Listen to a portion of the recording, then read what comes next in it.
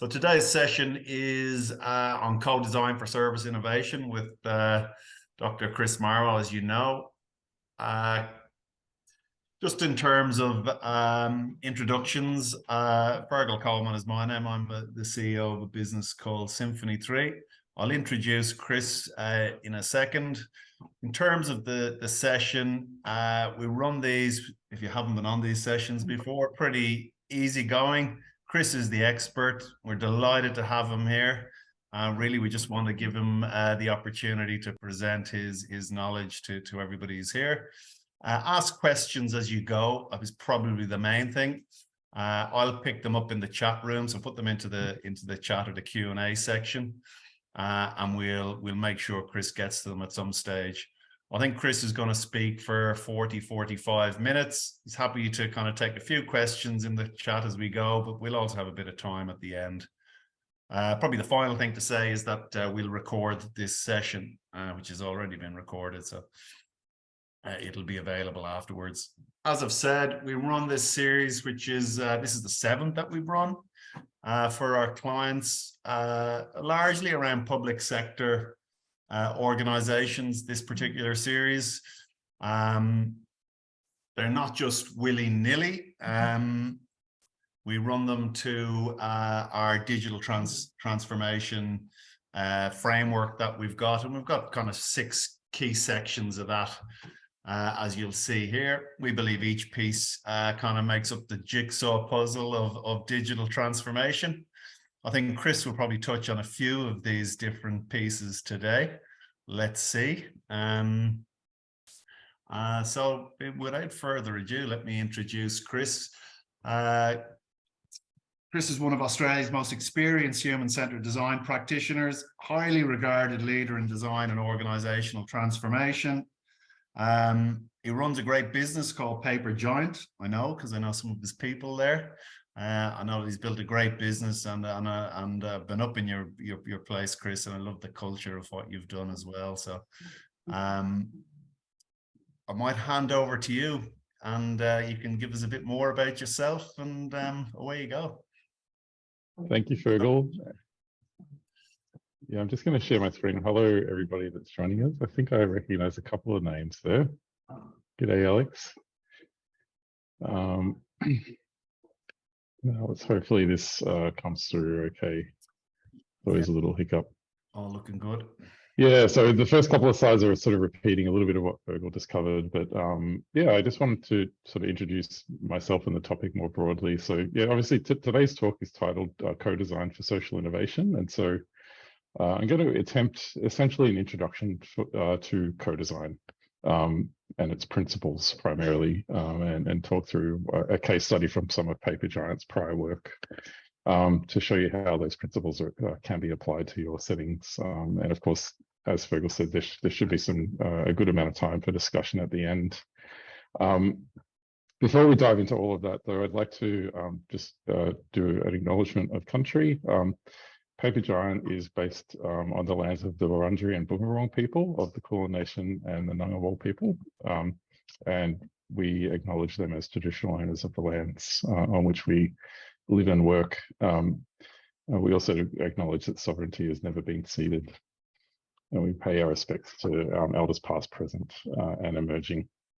Like I said, today, obviously, I want to do a little bit of introduction, so I actually want to get to know a little bit about the people that are on the call too. I can't see any faces, but as I'm sort of doing these introductory kind of few slides, if you could just pop your name in the chat and a little bit of a description around where you come from and what your interest in co-design is, that would be really helpful for me. I should be able to see that coming through.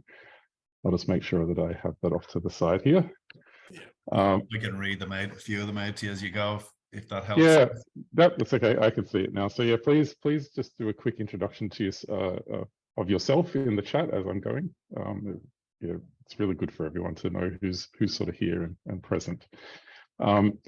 But yeah, as Fergal said, I'm Chris. I am the co-founder and CEO of Paper Giant. I'll have a little bit about what we do in a second, but my background is in psychology and computer science originally. So I've always been someone who's been really fascinated by the overlaps between people and technology more broadly, or interactions more broadly.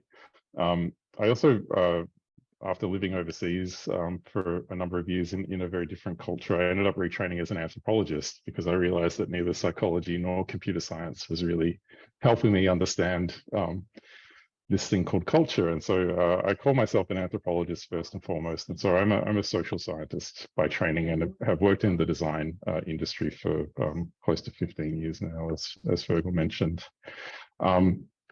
The organization that I co-founded with my good friend Ruben Stanton is focused on partnering with organizations to deliver their outcomes. And so we aren't an implementation partner, we're an advisory partner. And we say that we help organizations deliver better products, services, and policy. And we've done some work to define what better means to us. So for us, better means a more just, aiming for a more just society, a more equal society, and a more sustainable society. So our purpose is to partner with organizations who share those values and to help them achieve those outcomes through product, service, and policy design. So I want to start with the question to the group, and people may volunteer to talk to this if they feel so brave, or you can put your put your answer in the chat as well. What a shy group today, Chris. It must be. Yeah, I haven't seen any introductions come through. Please just give us a quick overview of who you are and where you come from. But I'd also like to pose this question to the group. What is co-design? Does anyone want to have a quick answer, a quick stab at this?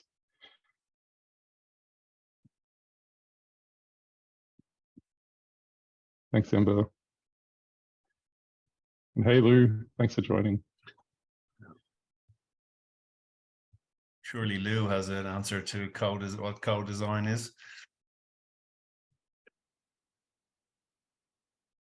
Okay, it looks like we're still catching up on the introduction. So I'll sort of, if there's no good sort of attempts at defining what co-design is, I'm gonna try and tackle that for you in the next 10 minutes. Okay, we've got one. Bring together diverse mindsets. That's a really good start, Natalie. Yeah. Thank you. Alex is having a step two, a way of creating outcomes with the people who are implicated. Yep. So including those for who the design is intended in the design of that outcome. Seems pretty sensible. Designing not for, but with. Yep, that's great, Lisa. Yeah, Lou echoes that. Okay, so we're getting some pretty good themes. And hello, Natalie. Thanks for joining us. All right, so it looks like we're all roughly on the same page. Those that have contributed some answers anyway, but let's dive in. We're starting to co-design this webinar now. People are getting involved, which is great. Yeah, it's good. We're warming up. So I've got I am a recovering academic, and like a lot of academics, I need a good definition of something before I can start kind of teasing it apart and working with it. And so this is the definition that we have within Paper Giant. So for us, co-design is about actively engaging different kinds of people and knowledge. So either internal to an organization and external to it across domains. So actively engaging different kinds of people using creative and participatory methods and principles. So using design methodologies. So not just asking them a survey or asking them sort of predefined questions, but including them in creative and participatory ways in an iterative process. So not just once at the start, or even worse, once at the end, throughout. A design challenge in response to a shared challenge. So a challenge that has multiple stakeholders, so that everyone has a stake in. So this is our definition of co-design. It's adapted from a number of different sources, which I can speak to later on if people are interested. So if that's the definition of co-design, how does it differ to other forms of design? There are other types of design, and co-design is neither better nor worse than all of those other forms of design. It's just more fit for purpose for certain types of things. So again, if people feel up to this, how does it differ to other forms of design? Please post a couple of answers in the chat if you like. How is it different to other forms of design?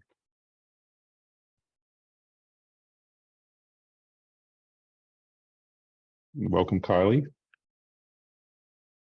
I'm going to leave that as a rhetorical question for the chat room right now. I'll come back to that. Here's just a stab at sort of visually representing something, different modes of design across some interesting spectrums here. So this is inspired by a paper sort of cited down below there. But there are different types of design. Neither of them are better or worse than each other. They are just more fit for purpose for certain contexts. On the screen here, we've got sort of two spectrums, a mindset spectrum and a problem complexity spectrum. So user experience design or UX design, that's really good for when you've got, when you have within your problem solving team, within your project team, if you can and want to take an expert mindset, that is that designers are the experts on the problem.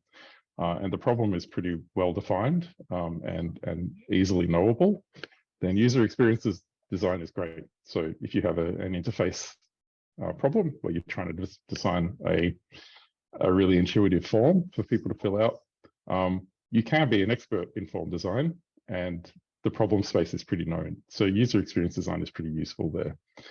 User-centered design is another kind of broader design practice, which includes service design and other disciplines. That's slightly more participatory, where you might be including sort of business stakeholders or some user groups to inform your understanding. But that's all about bringing you up that expertise curve. And again, the problem is relatively knowable and fixed. It's pretty well defined. The third one here that we haven't talked about yet is participatory design. So that's where, completely down the other end of the spectrum, where you are taking not just a designing with, but a mindset, but you want to take a design by mindset. So you want to remove yourself as the expert completely. So you're facilitating others to define the problem and design the solution completely. That's better suited to more complex problems. Co-design sits between user-centered design and participatory design, in that it is a far more participatory mindset than some of the other sort of more expert-led kind of forms of design. But it's not as participatory as full-on participatory design. And it's suited to slightly more complex problems, but not the most complex we have, where it's like fairly well defined and an expert can still sort of guide the process. Another way of thinking about what co-design is by using these words for, with, and by. And I think we had some aspects of this in the answers in the chat before. So some of those simpler forms of design, or those more expert-led forms of design can be considered designing for, where services or products are developed and delivered on behalf of clients and customers. And so in this scenario, your clients or your user group or your citizen stakeholders are subjects for the design. So you might extract some knowledge from them, but you're going off and making decisions for them. You decide what's best, and then you implement that. Again, nothing wrong with that if the problem is well defined. Co-design is designing with, so where you're deliberately bringing in people in partnership with you to co-design those outcomes. It's an active contribution. Full-on participatory design is designing by, so where you're ceding all your power and expertise to the people who's implicated in the design, to use Alex's words. So in this scenario, clients are leaders. So when should it be used? We've talked a little bit about like the different forms of other design and where they each kind of relate to each other across the spectrum. Obviously, that diagram showed some pretty significant overlaps between them, so it's a bit of a grey area. And so there's some sort of more spectrums that we can tease out to help us make decisions around whether co-design is right for us. One question you can ask is this: is like, what is the nature of the challenge? Again, this is another way of framing that complexity curve that we talked about before. On the left, if the problem is well understood, we know what causes it, and that there's a pretty solid evidence base or best practice kind of set of solutions available for us to solve that problem. And we know that those solutions are going to have a pretty good outcome. Then we could take a more expert-led approach on the left. If we're not really sure we understand the problem fully, let alone what solutions might work, then co-design is probably better suited, or more participatory design methods, because we're including other expertise and knowledge. That's the first question you can ask. The second question is this one: how are people engaging with the challenge? So again, from a scale from left to right, so from simplicity to complexity. If there is a high level of consensus among stakeholders and experts about what to do, you probably don't need to use full participatory or co-design methods. You can take an expert-led approach. If there's significant diversity of opinion and even conflict amongst stakeholders and experts around what to do, then more participatory methods are suitable, because it's a way of facilitating discussion and consensus making. The third question is this: like, what is the nature of the environment into which you're designing? Again, this is another way of kind of teasing out that complexity curve. So on the left, if the problem is relatively self-contained and not intertwined within a broader environment, so it's not a systems problem, it's more like a discrete kind of issue, and that context is stable and predictable, then you can take an expert mindset. If it's not, you need more participatory mindset. So I think you get the gist of it by now. And again, the final question you can ask is like, what is the nature of your intended goal? If it's a short-term kind of tactical goal, you can take an expert-led mindset, because you can then iterate and test. You know, this is sort of the fail fast, fail often kind of Silicon Valley startup mindset. You're just looking for short-term feedback loops. You don't necessarily need to use participatory methods, because the problem that you're solving is, well, more short-term in nature, trying to get more people to sign up to a thing, for instance. But if you're looking to make more sustained change at a much wider and broader scale, then the methods that we can talk about around co-design and participatory design are very useful, because they allow you to work with that complexity in a more genuine way. So that's a really very fast introduction to what co-design is and how it's different to other forms of design. This question is a really complicated one. So how do you do it?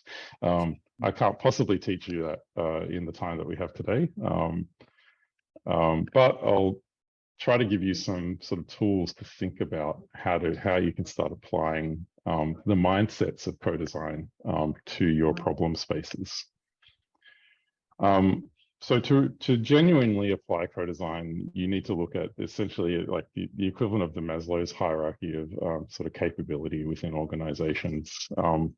This is a really good framework for thinking about sort of maturity of an organization for any type of sort of capability, but it's particularly useful for thinking about design and co-design capability. So at the bottom, you've got an organization's culture.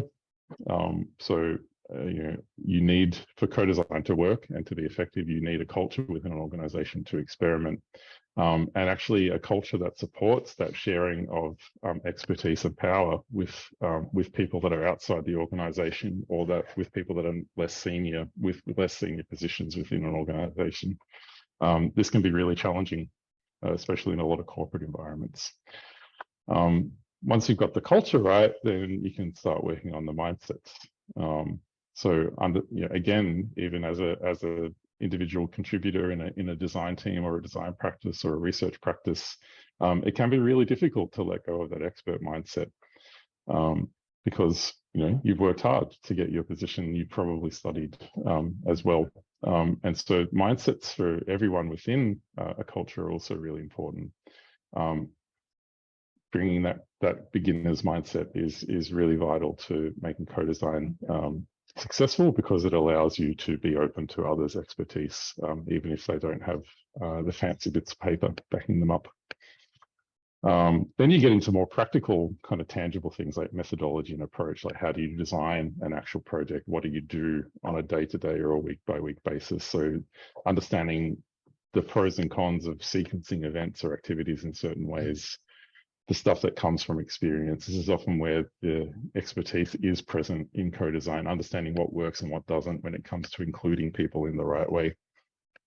And then on top of that, at the very top, you need tools and methodologies that can actually help you build shared understandings and collaborate on outcomes.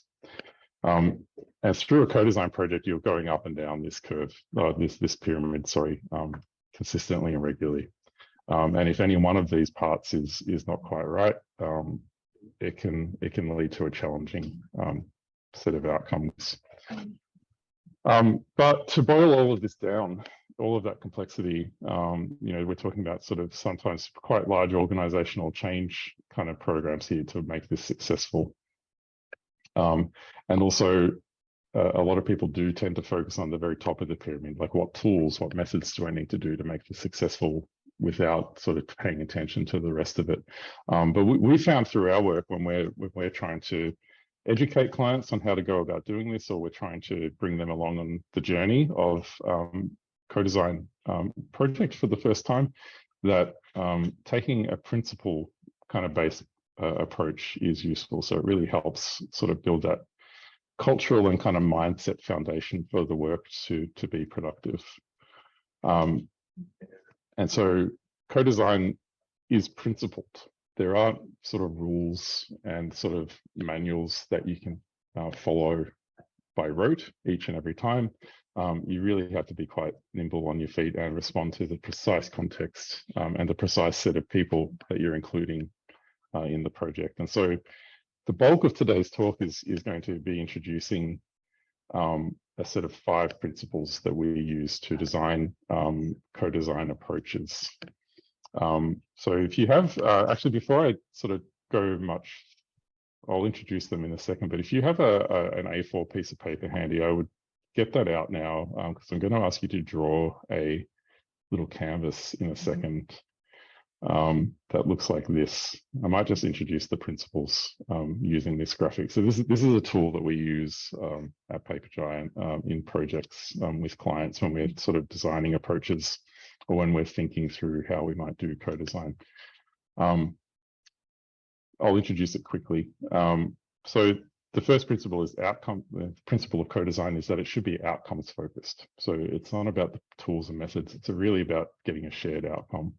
So the first question you need to ask is like, what are we actually trying to achieve? Maybe a better website is true, but like if asking why a few more times will get you to a deeper purpose or a deeper understanding of what you're trying to achieve. It might be to increase financial literacy in the population, rather than just make a better savings account website, for instance. So really understanding and trying to boil down what is the actual outcome for people that we're trying to achieve, not just the output that we need to make. The second principle is inclusive. Co-design is an inclusive practice. So thinking about who should be involved.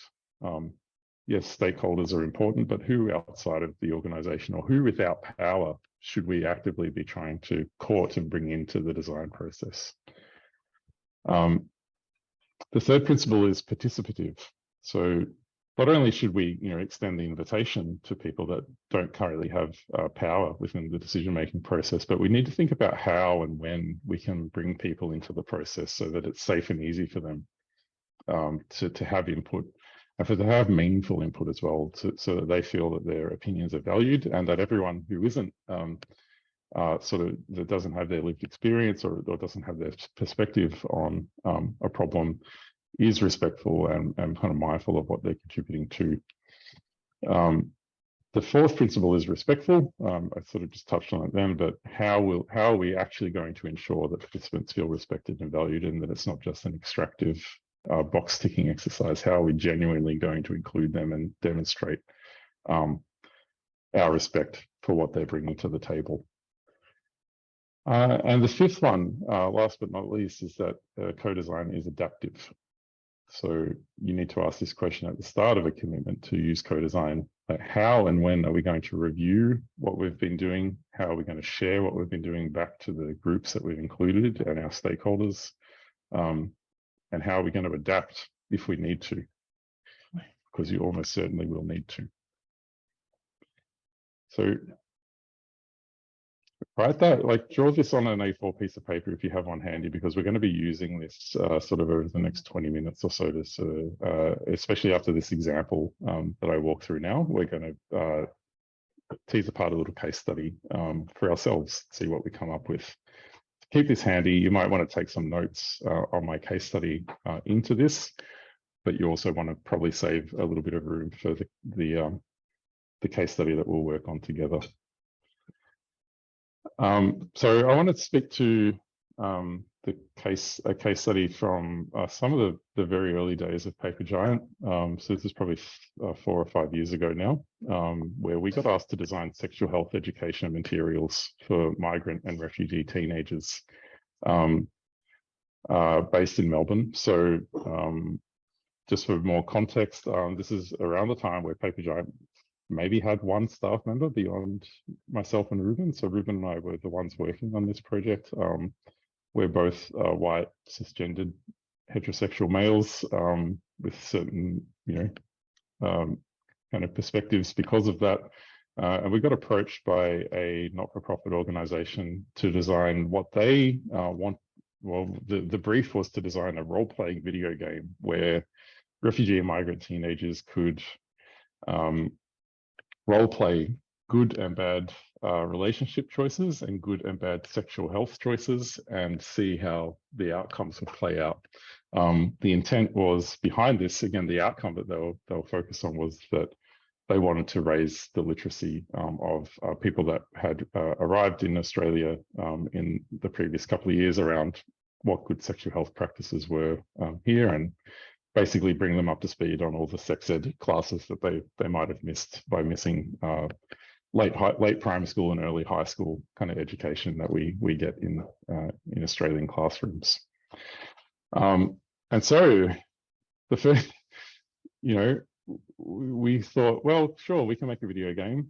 Let's put our hat in the ring for this. And we sold them on a process of co-design because we knew that there were a lot of assumptions around the problem space and the solution space that we needed to unpick. And that's why we won the project. They chose us because we said that we were going to take them through a process and not just do what they thought was the good idea at the beginning. And so we asked them at the very beginning, what are we trying to achieve?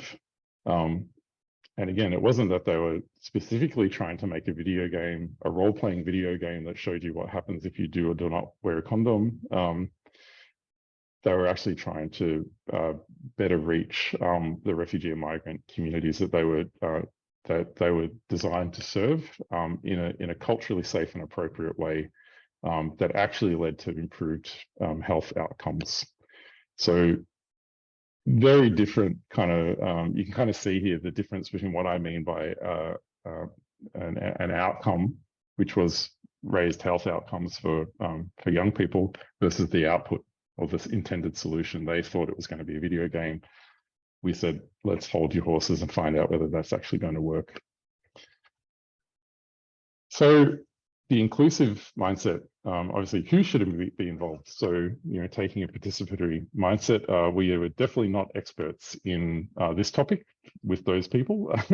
So we needed to figure out a way of including refugee and migrant teenagers who don't necessarily speak English or speak English as a second language. Now, that is an incredibly diverse cohort of people in and of itself. I mean, we were speaking to people that were in Australia for a different number of years from completely different cultural and religious backgrounds themselves. And of course, the normal spectrums of sexuality and gender diversity within that group as well. So very, very complex cohort. We had to think really hard about who we wanted to include.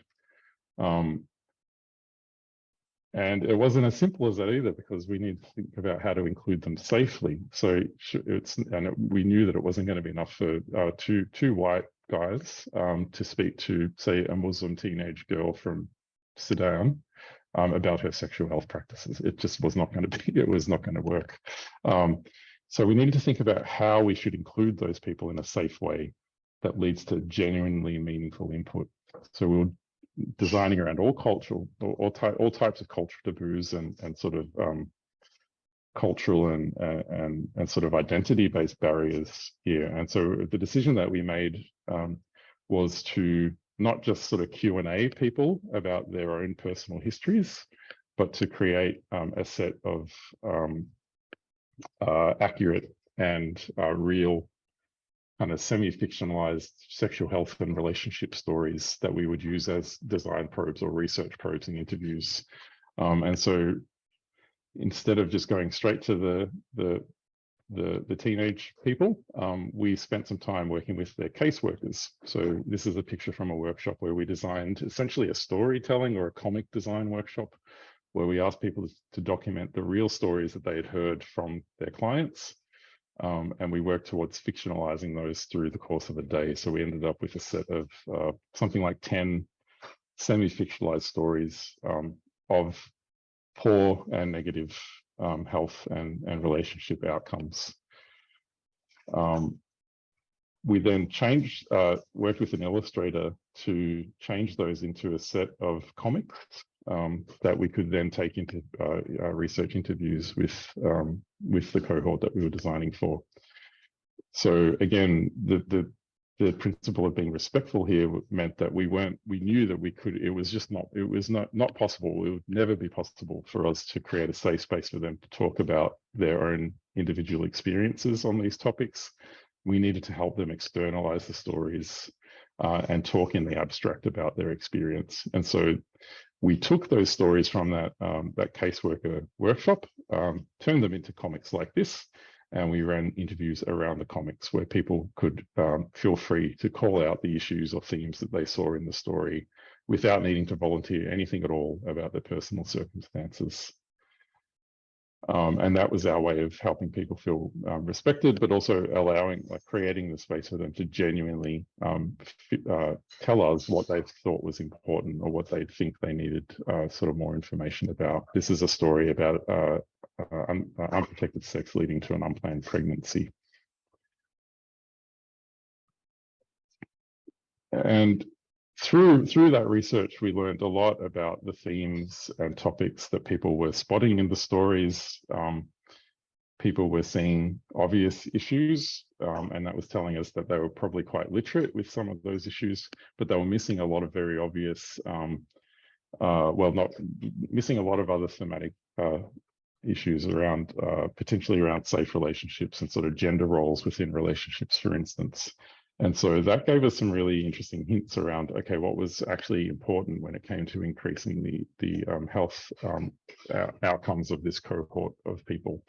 And so we had to design a way of sort of bringing people along that journey as well. So not only sort of re-educating the organization around what the problems actually were in terms of gaps in knowledge and opportunities for education, but also helping them realize, also through the research, we were asking them about their game playing habits and their search habits online. We realized very quickly that people were not going to go to an app store and download a game when they thought they had an STI. For instance, people don't do that. They go to Google and they search for, or they go to Dr. Google and search for outcomes there, and they do that after the fact. They're not researching this stuff preemptively, right? And so we were kind of synthesizing all of this and communicating to the client all along, saying, well, maybe a video game is not going to cut it. Maybe there's something else that happens here. And the breakthrough happened when we were doing these interviews in the client's office. This is pre-COVID days, obviously. And some of the educators that they have saw that we were using these comics, and they got really interested in them. They're like, oh, you seem to be having some really good conversations through these tools. Can you tell me more about them? And then they took us over to their computers, and they showed us the slides that they use when they visit sort of youth prisons and sort of housing commission community areas. And they were just using kind of really poor clip art and talking about hygiene in different ways.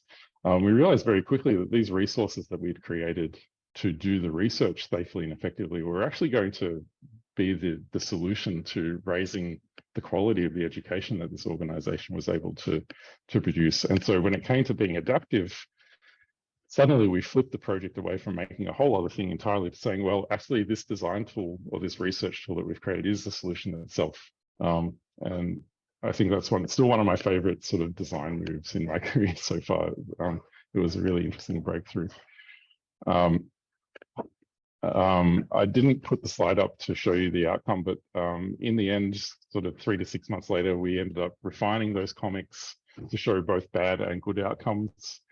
We designed a set of fact sheets and sort of facilitation guides for people to be able to run sessions with them, with young people. We hosted all of that on a website, and all of that material was included in the Victorian state government curriculum very soon after that, and I believe remains in the state government curriculum to this day as a way of having safe conversations with young people of all kinds. So in terms of achieving an outcome, I think we did that. We did that really effectively by using these principles and going through a process.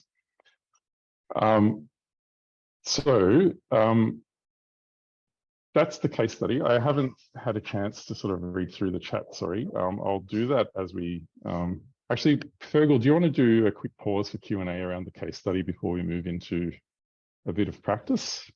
Yeah, look, up to you. You've been talking away there, Chris. That's a brilliant case study, by the way. I think I put something in there, but I think 1 or 2 others have. Yeah, look, do you want to see if people have any questions at this stage, and we can... yeah, I've got a couple. Let's do a quick pause here before we dive into sort of designing our own project. Yeah. I'd love to see if there's any questions about the principles or that the application of the principles in that case study before we move on. How tactile do you like? Is every engagement tactile, where you're on the whiteboard, you're face to face with people? How has it changed with COVID and people in these environments now that must affect? Not affect, but it has implications for how you deliver programs now. Yeah, well, the question remains the same. Like, how do you include people? How do you do that in a meaningful, respectful, and trusted way? It's gotten more complex in a COVID situation, but Paper Giant is now a remote-first hybrid organization. So we still have offices, we still do work in offices, but a lot of our clients don't expect any face-to-face sort of engagement with themselves. We're able to do that a little bit now in terms of being in person and face-to-face with research participants, if not clients directly, now that I don't know, we're at the point in the pandemic we are. But we did do quite a lot of this work remotely and virtually. I can talk to our ways of working and things maybe at the end. I think that's a whole other presentation maybe. Yes. But question from Chloe here, Chris. How did your client respond when you first suggested adapting your approach and changing the outputs? It seemed obvious to them because a lot of their own staff were the ones that were sort of highlighting the value of these comics as education tools. So it sort of came from the organization itself. We just sort of shone a mirror on that and showed it to the right people at the right time. So the educators were actually dying to start using these comics. I think we had a few spare sets lying around. So we gave one of the sets to an educator who was going out to a youth detention center the next day. And he said he ran a great session with them. And so we almost started sort of prototyping through in an opportunistic way with the educators. And so there wasn't much of an argument from anyone within the organization that this wasn't a good pivot to make. Also, the research was far more complex, and we were kind of, than everyone thought. And so they recognized that, okay, spending whatever money we have left on a video game that we're going to have to maintain forever every time there's a new iPhone out in the world is probably not a great use of our limited funds. And so they were pretty happy when we suggested a standalone website that was very easy to maintain and not costly. So there were a couple of feasibility, viability kind of factors there that we leveraged. Pavel has a question. What was the timeline for this project, research, co-design, execution, etc.? It was a bit nuts. I don't know if we could do it like that again, but I think it was 8 weeks start to finish. Okay. And the budget Yeah, was very small. So as usual. You mentioned the breakthrough, you know, that you reached a breakthrough, and the way you describe the processes is almost as if you're waiting for an aha moment in these yeah, projects. Is that a fair comment? Like, what happens if you don't get the breakthrough moment, I suppose? yeah.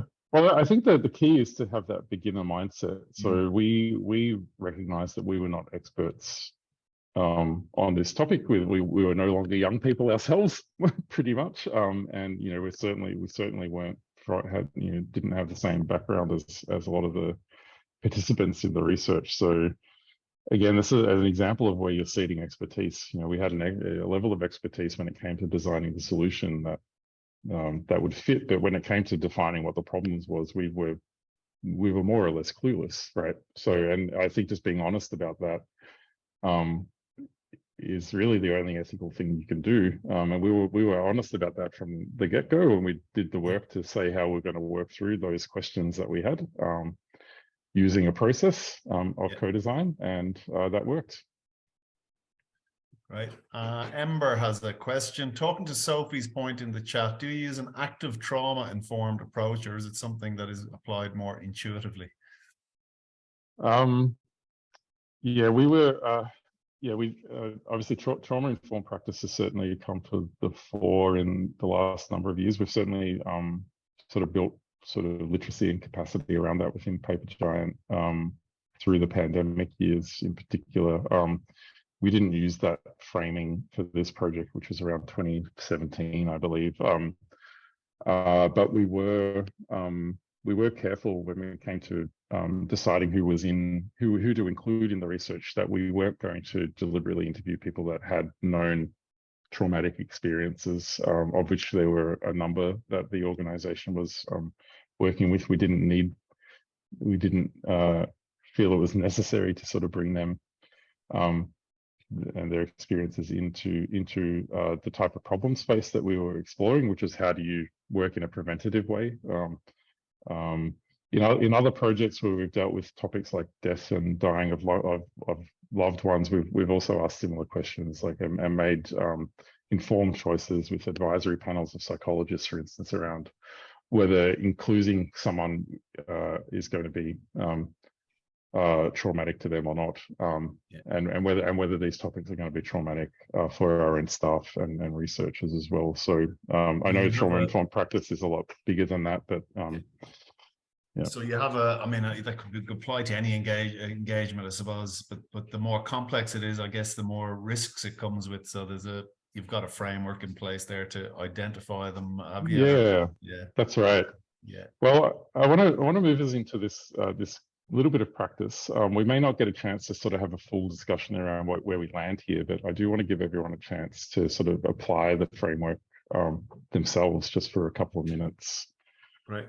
So if all of you do have your A4 piece of paper, or even a Miro board or something that you've set up to apply this canvas, here it is again. So you can just very quickly write down, draw the boxes, write down the principles themselves. I'll come back to this in a second if you need it. But I wanted to spend a little bit of time kind of teasing apart a different type of problem, slightly less kind of problematic one, slightly more creative maybe. But the scenario that I want us to think about really briefly here is something that we've called the vegetable glut. So as COVID-19 restrictions have begun to ease, Australians are returning to work in droves. I'm actually not sure that's true anymore, but let's assume it is. And people's eagerness to return to their pre-COVID lives comes at the expense of the vegetable gardens that they've established during lockdown. So lots of poor, neglected vegetable gardens being abandoned. People's COVID lockdown hobbies are being thrown to the side as everyone rushes back to offices and after work drinks and all of that. And so guilty of that, by the way. And so the problem is that in the next month, we're expecting about 100 tons of vegetables to go to waste as people neglect their vegetable gardens and start focusing on other parts of their lives. So as leaders within organizations that have a stake in this problem, you want to design an approach for co-design that is inclusive and outcomes focused. And I want you to think about your role in a project that would be intended to explore this problem and suggest some solutions. So lots of vegetable gardens neglected. How are we going to design a co-design project to see what we can do with all of that food waste or potential food waste? So let's take a minute just to kind of write a couple of thoughts here. I don't have any music or anything I can play, but maybe Fergal can hum a tune for us. I was going to say if Grace would like to sing for us. She's been very silent so far. Haha. So just very quickly, what are we trying to achieve? Who should we include? How are you going to include them? How are you going to ensure that that inclusion and that contribution is going to be respected and genuinely valued and actually kind of listened to by those with the power in the decision-making process? How are you going to adapt?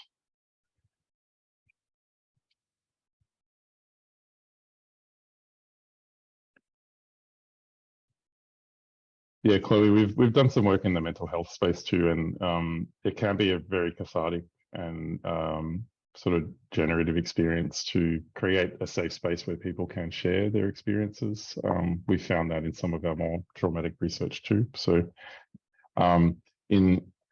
but again, it's case by case. In the case study that I mentioned, we decided as a project team that we didn't need to include people to get a good outcome, and it was there was just sort of there weren't enough resources in the organisation to safely manage risks of re-traumatizing. So that's why we made that decision. But yeah, it's not to say you shouldn't. You should. You definitely should not use people's lived experience as a default or a rule of thumb to exclude them. That's definitely not the intent.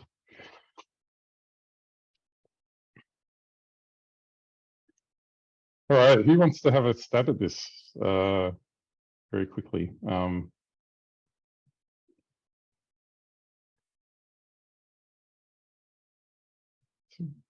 Who would like to volunteer a project design response to this? We just need one or two for today, and then we can move to wrapping up today. So what are we going to do for the vegetable glut? I'm not sure if people are able to unmute Fergal. If anyone wants to speak, maybe you could raise your hand. I think we can sort of allow you to talk. Yes, yeah, I can do that. So, Eliza, would you like to speak? I see you've typed something in there. Don't want to put anyone on the spot.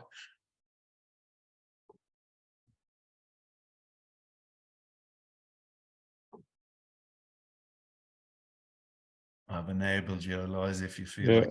Joe. Hi, Joe is, thank you. hey, Eliza. How you going? I just put down in the outcomes focus to reduce waste in who we could include would be, I just popped down food relief centres. This is an idea in terms of maybe donating.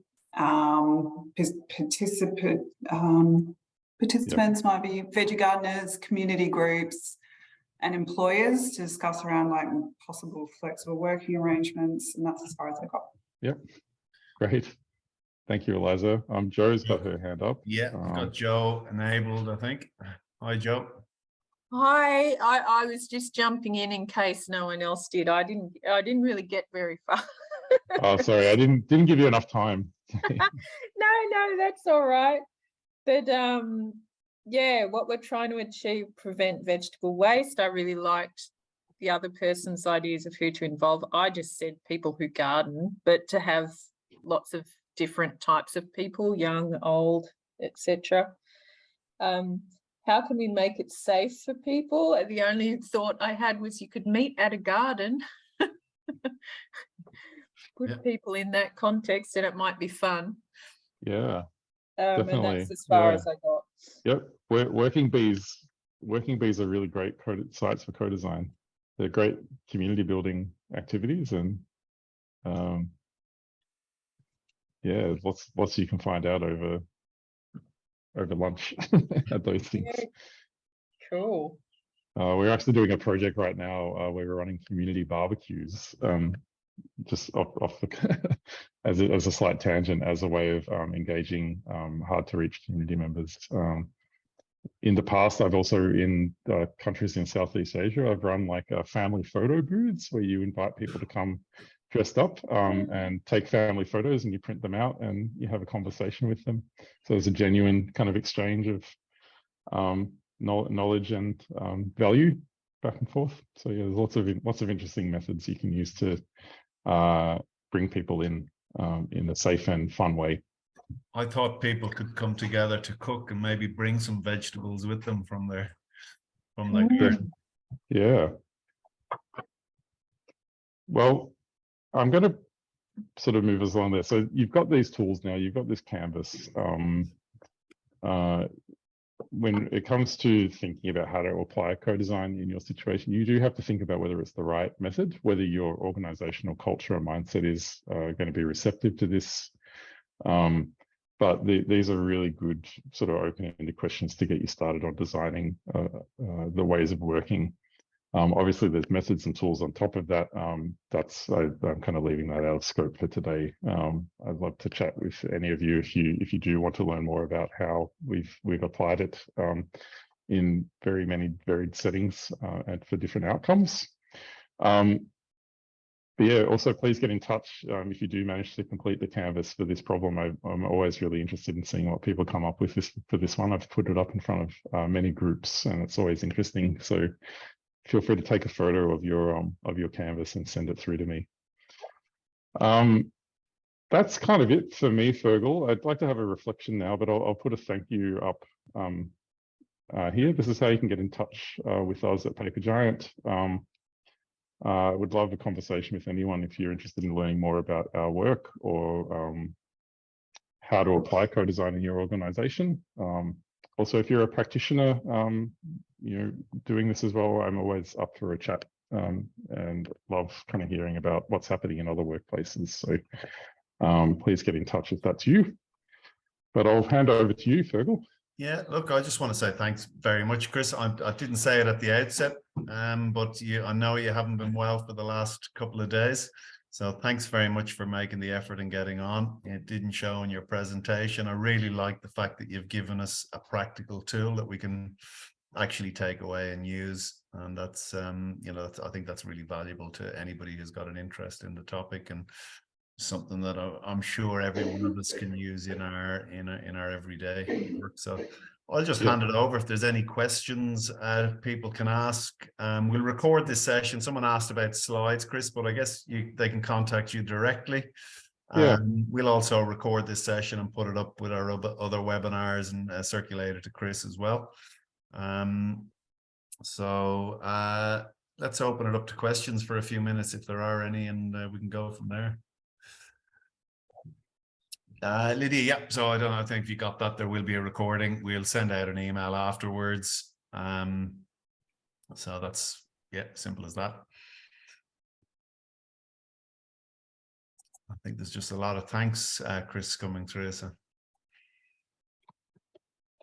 thank you. We might leave it at that, I guess. Okay. Well, thanks for having me, Fergal. No, look, really, thanks a million. Here's a question, Joe. Thoughts on hackathons? That's a good question. Yeah, it really depends what the framing of the hackathon is. A lot of them, in my experience, are quite technical and solutions focused. So there might be some presumptions made around what the problem is or what the solution might be already. They're often geared towards digital sort of outcomes of some kind, which, they are useful, as we've learned even through the case they are presented, but not always. So it really it really depends on the problem space. Again, if it's a more simple problem or well-defined problem that can be more expert-led than saying, yeah, we need a better way of automating this or that, that can be great. I think if you're also on the other end of the spectrum, they can be, you know, if you just think about a general workshop setting where it's about building consensus on what a problem is, and that can also be really effective as well. Got a question here from Alexander. What types of pushback to co-design have you encountered? And I was going to ask a question. I'll give you this as well, Chris. Yeah, how important is senior leadership in getting this running in an organization? As a second question. It's vital. In fact, like I mean, there's no hiding the fact that culture and mindset were some of those foundational kind of layers of the pyramid, right? Yeah. If you don't, I mean, I have witnessed entire processes or sort of projects get sidelined because a particular stakeholder hasn't been included in the right way. So I'm always mindful of not putting the onus on these types of stakeholders. It's often the fact that they haven't been included in a way that's right for them, and then they get to the end of a process and they default to an expert mindset because they don't have confidence in the process or the solution that's come out of it. That's something that as practitioners you have to be very, very mindful of. I think we can all get, you know, I've had this in my career as well, definitely been guilty of this at times, where you get overly excited about designing the ways that you include people external to your client, to the detriment of including the client themselves. So, but even then you can work pretty hard to include someone, but if they're not willing to let go of their own expertise and power, you know, in a situation like this, things can go off the rails. So I think just genuinely doing work up front to be honest and open around what it's going to be like and what commitments they need to make is really the only thing you can do to help prevent that. Right. You happy with that answer, Alexander?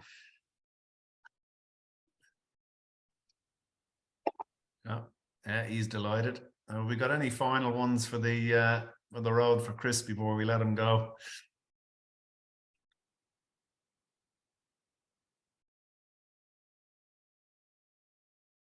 There you go. So Amber said another thank you.